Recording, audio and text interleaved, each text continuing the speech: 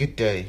My name is Abubakar Sadiq Idris, module code UBG331, applying critical reflective practice. This is a podcast of my reflective essay part B storyboard, which is a blueprint or portrayal of a sequence of events highlighting important changes that have occurred in my life in relation to my professional self-image. The purpose of this research is to collect qualitative data so as to become more self-aware through the use of awareness tools like Alverson model, Johari window, emotional intelligence test, and testimonials from colleagues. Philosophies used in this podcast are reflective research methods in forms of circles of reflection and autoethnography, in which an empirical research method is conducted in the form of looking in depth into my self-image and collecting raw data from colleagues. Introduction. Identification. I shall begin with a short introduction of who I am and what I would like to be. Growing up, I was never one to tell you this is who I am, or this was rather who I wanted to be. And in truth, it's something till this day I struggle with. I grew up in Nigeria with a less conventional life than most. I got to experience various corners of its many diversities from an early age. This confounded in me an affable personality, able to converse and get along with most people I meet and interact with. And having taken an emotional intelligence test showing I scored an 8 out of 10 in levels of social awareness and 7 out of 10 in relationship management, implying I show strong characteristics of understanding others and guiding groups of individuals. With also a personality test type of ENTP, extrovert, intuitor, thinker, and perceiver, to support my behavioral characteristics. Living in various parts of Nigeria may have enlightened my thought process in a multitude of experiences, but these inconsistencies and constant change of environment, friends, lifestyle, beliefs, and at times language left me all but confused and indecisive, and almost lacking of a self-image, which is how a person perceives themselves. Mountain State Center of Independent Living defines it as the number of self-impressions that a person has built up on over time. It is this purpose, along with my results from my emotional intelligence test, having scored only a 5 out of 10 in self-awareness, that I have chosen to conduct a research into my self-image in order to become more self-aware. Development. My story is that of my pursuit of a higher education in the United Kingdom, a more daring and less exciting pursuit I came to find. It was to be a new chapter in my life, like most of my peers graduating alongside me in high school.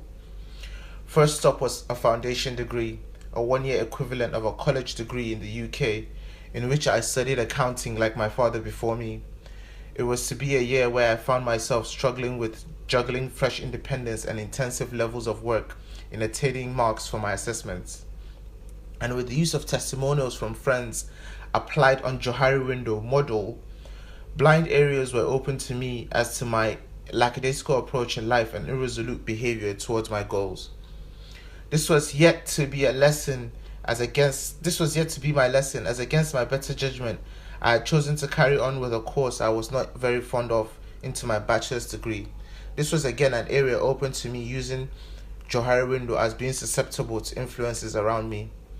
Having narrowly passed my foundation degree, I started a course in accounting and finance bachelor degree in the University of Reading.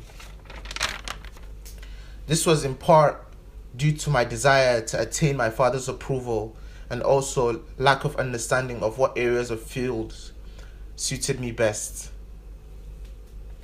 Another area where Johari window was applied to open my hidden self quadrant into my unknown self. Having carried on with my accounting degree, I quickly found it to be once more ever challenging, not because I hadn't understood the course in particular, but more so because I shortly began to realize accounting as a field did not excite my interest, nor did it portray my envisionment of how I saw my future self. This in turn cited in me an unwavering self-doubt in who I was, what I needed to focus on, and lacking in an idea of what I wanted to be. For being an intuitor, as stated in my personality test type, depends on the need to pass on and purpose to excel in a field. And it was this very question that resulted in my decision to withdraw from my course in accounting and rethink my career path once again. Chapter 3, Transformation. With the use of Alverson model, a self-identity framework, I chose to identify 3 metaphors which best give an accurate interpretation of my personal self-image. These were struggler, sufferer, and stencil. These metaphors suggested that I possessed qualities in juggling contradictions and messiness, in part in pursuit of a sense of self-image. A struggler. A surfer, a person with a range of discourses, structure, experiences that impact their lives, which is a person with no central core, and also a sense of identity created by forces external to individuals, a stencil. These metaphors supported by behavioral characteristics, giving me an understanding of why I struggle with my self-image, whilst having a vast range of abilities as a surfer, and how constraints on external influences have motivated decisions I have made in my past experience as a stencil. These metaphors listed in Alverson model framework with the use of self-awareness tools like emotional intelligence tests, personality tests, Johari window, and also the use of testimonials from colleagues enabled in illuminating my self-awareness as to why I struggled with my first attempt at a higher education in the UK, and the importance of understanding one's self-image so as to increase awareness of internal and external factors that play roles in our personal and professional identities. Thank you. This podcast will now follow with a testimonial from colleagues of mine whom have both known me through my professional and personal life. Good day, my name is Nagendra Mishra. I'm an alumni of Sunderland University, currently working in a law firm. I'm giving a testimony on behalf of my colleague Sadiq Idris. I've known him for 3 years, watching him evolve in both in his personal and professional life. I would say he is very curious and intuitive mind. He understands his role and his bigger picture in his life. He tends to get complacent most times and pushes his work to the dying moment, but gets his job done. Sadiq is well connected socially as well, good in maintaining relation with people. I can say he's outspoken and extrovert individual. If he can push his limit to a certain extent, he can achieve a lot in his career journey. Sometimes he tends to doubt his own capabilities, but he manages to tackle the situation. That's what I would like to talk about, Sadiq Idris. Hello, my name is Nadeem Alom. I am an alumni of the University of Reading, and I'm currently employed as a brand ambassador for a marketing company.